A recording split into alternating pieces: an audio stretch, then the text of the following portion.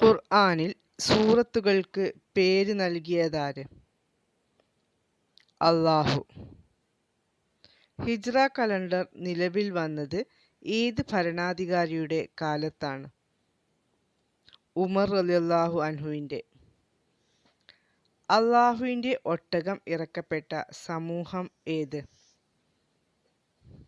സമൂദ്. ഫിത്ർ സകാത്ത് നൽകേണ്ട സമയം? റമദാനിലെ അവസാനത്തെ സൂര്യാസ്തമയം മുതൽ പെരുന്നാൾ നമസ്കാരം വരെ. നോമ്പിനെ പ്രവാചകൻ ഉപമിച്ചത് എന്തിനോട്? പരിച. പ്രവാചകൻ മുഹമ്മദ് സല്ലല്ലാഹു അലൈഹി വസല്ലം എത്ര റമദാൻ കാലം നോമ്പനുഷ്ഠിച്ചു? 9.